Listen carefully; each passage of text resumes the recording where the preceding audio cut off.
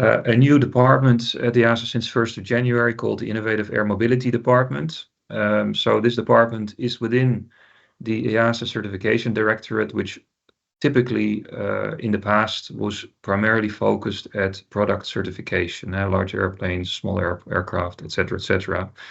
But this department is atypical for EASA in the sense that it combines the operational regulatory aspects as well as the product certification aspects. And the aim, of course, is there to foster safe and efficient drone and eVTOL ecosystem in Europe. We have three sections. As I mentioned, the policy section, which is the operational rules and policy. So you can see the rulemaking activities there, but also the support to international. I'll come back to that in a second. International activities. And then we have two sections that are focused on product certification and also the development of the policies associated with that. Separate to that, we have the IM Hub. You're probably familiar with that. I'll come back to that as well in a second. And all that together aims to make us more agile, more responsive to the needs of the product applicants, as well as the operators that are going to use these products. So we're talking both about drones and the eVTOLs. And why is it important here? Because obviously many of the technologies that we are seeing are new or are not, we are not always familiar with them. And also the kind of concept operations, the ConOps of these products that we're seeing is also not the typical operations that you see. So it is important that the moment we get an application in for certification of these novel aircraft, let's say, to understand from the start what is the intended use of the use case for these products. And we believe that by doing it this way, that we can be more agile and respond quicker, because for most of you, we probably know that changing a rule or making a new rule takes time. Better to do that from the start of the new product, let's say. So talking about latest developments, and I'll come back later to have a look at the future. For the unmanned aircraft systems, the drones, we are very much involved in the EU simplification agenda. Also a call from industry to reduce the regulatory burden, to make it also easier for authorities to work with reduced resources. I think this was mentioned briefly before by my colleague. And so we're exploring simplifications. To give you some small examples, we're looking at amending the standard scenarios to enable BVLOS operations in low population areas, for example, to do infrastructure inspections. We have some rule changes that we are going to propose, maybe removing some of the approval requirements for the SEAL 1 and SEAL 2 operations to make it more of a declarative nature. So there are some examples there that we see that based on experience gained so far, that we see, okay, this can be helped to simplify. And of course, in the background, we are engaging a lot with stakeholders, and I think also in the previous session, U-Space was mentioned briefly. Of course, there is a need. It's a bit of a chicken and egg situation. There is a need to support industry with scaling up their beyond visual line of sight, the BVLOS operations, as soon as possible. So as soon as possible means within the existing framework, and ultimately knowing that the U-Space is the main way of doing it. But of course, those that need to invest in U-Space need to know that there will be a return on that investment, let's say. So there's a bit of a chicken and egg situation there. But we have some good ideas. We're in active contact with industry, as I said, some good ideas to see how to enable this in the fairly short term. Other things that are coming up is the publication of the SORA 2.5. This is coming from the EASA working group. This publication, I say soon because it's not fully clear yet when, but it should be before the end of the year. We're aiming for October, most likely.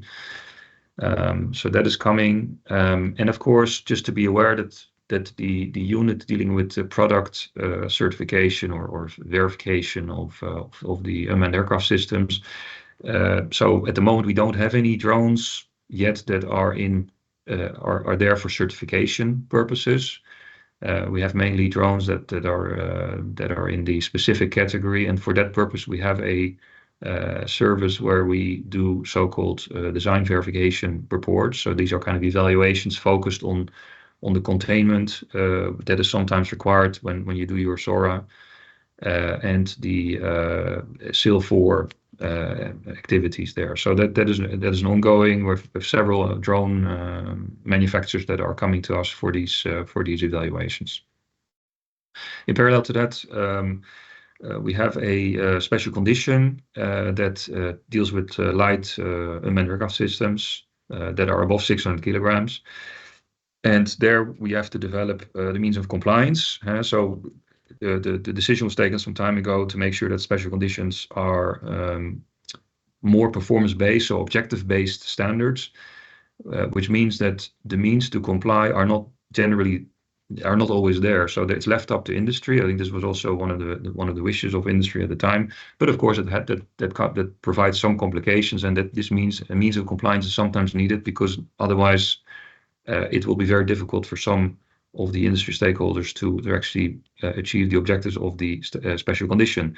And for that, and I just wanted to emphasize this, we rely a lot on industry standards. So we, for example, EUROCAE has been supporting us and continues to support us with this. In the same vein, we also have some activity with ICAO. So we have some ICAO standards that could also use more guidance, and there we're really looking at industry.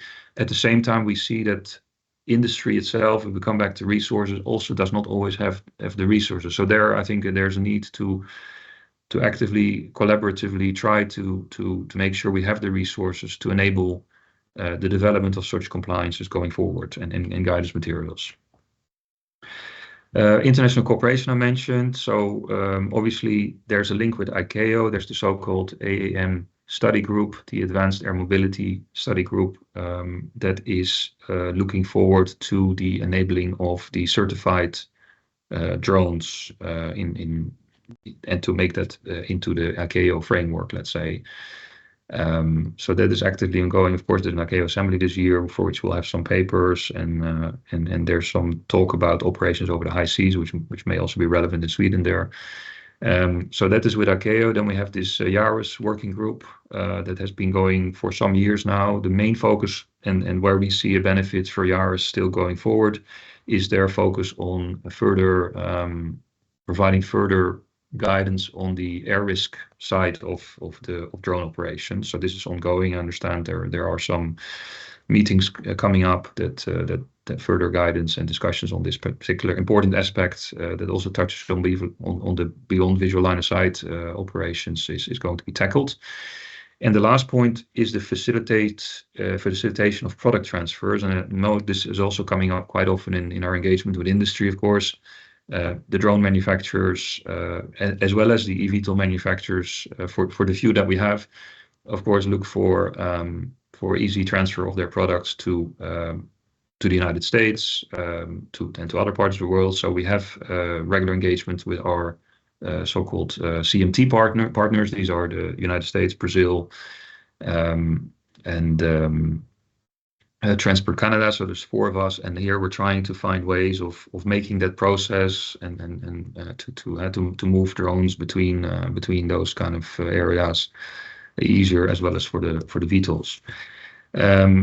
Then the last point here on the US is that, and I think this was also mentioned just now before my session, is the dual use of drones. So meaning military applications, and here we see synergies with our military colleagues in terms of the recognition of standards when it comes to certification of drones. So the military there is definitely more in the lead, so we can learn from them. And vice versa, our operational risk assessment methodology had a SORA. Here EASA has a good competence, good expertise, and here again our colleagues in the military can then learn from us a bit more maybe on that. And then in this context, we're also, of course, looking at the very important topic of counter UAS initiatives. For eVTOLs, and we also refer to them as VTOL capable aircraft, VCA aircraft. So these are meaning the same. So you'll see those kind of terms thrown around a bit, and some regulations have VCA, some have eVTOL. So there should be some further alignment, of course, there. There we have been very active in the past, of course, simply driven by the likes of Volocopter and Lilium, where we have developed a good set of special conditions for eVTOL, because you take standards from the applicable CSs for the certification from different areas, because we simply do not have CSs yet for these novel aircraft. And there we develop special conditions. And again, these are objective-based standards, which require a lot of means of compliance. And again, as I mentioned, the industry plays a role there to help us with providing this kind of information. Then we have, and I would say, a re-engagement with the European eVTOL industry. Yes, we saw Lilium unfortunately have some financial issues and is no longer with us, as I understand right now. Luckily, Volocopter has come back. They have a new investor. So there is some excitement in that sense, also within EASA, that at least we have Volocopter still. And there's more to come, I can tell you. And for that, we also want to re-engage with this industry, and we want to re-engage with also the states, the regions, the cities on the potential benefits that these kind of aircraft could bring. To give you a glimpse, at the moment, we have confirmed in our certification process, we have Volocopter, as I mentioned. We have a smaller startup called Ascendance. They are from France. And we have Vertical Aerospace from the UK, which is also showing a very promising product that will be there in a few years from now. So those were the eVTOLs. Then for the IM Hub. So the IM Hub is our, let's say, our reaction to the flagship Action 7 on the Drone Strategy 2.0. It is there to bring stakeholders together to facilitate the economy, the drone economy, reduce regulatory burden, and foster, of course, the important societal acceptance of these drone operations. I think it's important to highlight that what it actually does, or what we intend to do with it, because we're still a little bit in testing phases, is that actually it simplifies the life of the authority as well as the drone operators, because it digitalizes the process to obtain operational authorizations. Because at the moment it has and you can see here two zones, partner zone, public zone. It has a design database where all the drone manufacturers have added the specific drone features, capabilities in there. And then in future you would have a so-called ESORA, which takes information from the drone, from the type of operation filled in by the applicant, and at some point a ESORA comes out, and that is simply then for the authority to check for completeness, to make sure that it's correct, and that will save a lot of time on both sides of the fence in that sense. And you can see partner zones. So there's a restricted area today. This other area is also coming up, cross-border operations, which will help with, obviously, as it says, cross-border operations will simplify the process. Currently in the public zone, we have mainly the knowledge and case studies, and this is a work in progress, because as we see more use cases, we will build on those, we will highlight those, so that in the interest of the societal acceptance, people understand what it can bring, what kind of positives it can bring in that sense. We have some really interesting maps, which is also giving the underlying population density, and this is also helping with the risk assessment under the ESORA, for example. So all in all, it's going to be as we understand it, it's going to be quite very beneficial kind of platform. And as I mentioned today, we have the database already active. We have in the public zone, we have the rules and regulations that are applicable to drones. We have the knowledge and case studies, and we have these population density maps. And the other functionality, the ESORA, will be tested over the next few months with some select operators and member states to make sure that this is a robust system. And there will also be rule navigator coming in, which helps to make it even easier to find which rules are applicable to you. And all this should be more or less started, should be in place by the end of this month, all going well. There's a link there. I guess the presentation will be shared after this meeting, so you can have a look at that IAM hub at that moment. So for future outlook, so as I mentioned, we have recognized that we need to have an increased outreach to IAM stakeholders. And this is not only the actual industry operators and product manufacturers. It is also, as I mentioned, the regional regions, the cities, the states, to also kind of promote with the use cases. To give you some examples, we've seen that, for example, blood sample deliveries in some cities are done by courier service between laboratories and hospitals. There was some analysis done, for example, in one city, 70,000 kilometers per day was driven by these courier buses. And if you can imagine that if drones could take that over, that would be a saving for the environment, it would be cost saving, it would be it would be I think a really good use case, for example. And another use case that is interesting is linking to Volocopter. They are of course going to be working with the German ADAC, where they have their Volocopter bringing a doctor to a site of an accident rather than the helicopter, and that will obviously has a benefit to cost, and this will enable maybe a greater coverage by the operator to cover more areas, to bring doctors, so again, it's sustainable as well since it's an electrical aircraft. So for eVTOLs, what's going to happen is that, in fact, this is an ongoing process where we are reviewing and evolving the operational as well as the product certification rules. So obviously, all these requirements were put in place without any of these aircraft flying just yet. So obviously, lessons learned from flying products is going to help refine these rules. Operational, just to give an example, currently the requirement is there for flying with an eVTOL today with the CPL. But of course, some of the manufacturers say, but we also want our aircraft to be able to be flown privately. So a PPL is requires a rule change if we want to enable that. So this is something that is on our radar. We try to address it. Then we also have the validation with third countries. I mentioned already vertical aerospace. We're going to see several others coming up fairly soon, I would say, soon within the next 2-3 years, having some validation completed. And for drones, as I mentioned, use space being very important to enable full-scale operations and safe and efficient deconflicting of drones and all that.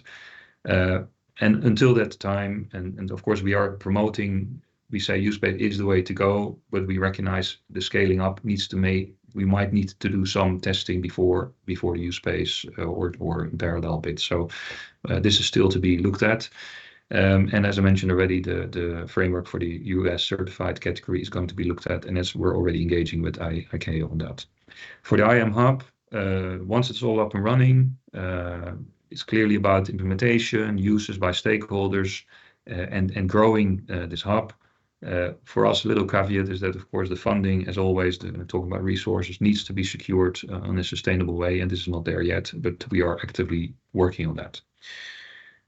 So that's what I wanted to mention, and I'm happy to take any questions if you have any. Thank you. Thank you, Dan. An applause for you. So can we get Dan on the screen? Yes, there you are, Dan. In the interest of time, there are many questions for you, but Okay. I promise that we will take care of all the questions and send them to you, and maybe you can provide answers afterwards in writing. But I want to lift up one question. It's from Johan Erlandsson from Torsby kommun. Will we have use space in the countryside, or can simpler solutions solve how to safely integrate manned and unmanned air traffic? Thank you for the question. It is a question that comes up regularly, and we have recognized. So first and foremost, as I said before, for us, use space will enable full-scale deconflicting, and in very busy areas, especially. So we're talking about cities. Now, of course, in the countryside, clearly, maybe use space might be an overkill, and waiting for that use space in those moments, we are waiting for something that might not even be useful there. So that's what I mentioned by we are exploring ways to support the industry with scaling up their activities outside and inside cities, maybe doing some trialing as well, so we can learn further from that. As it stands today, what I understand is that you can already do these operations outside use space, but of course it has some restrictions. You would have to create a so-called geo zone, which you might then and then I've seen a few examples already where you would actually prohibit manned aircraft from flying into, depending on where the drones are going to be, what height the drones are going to be flying.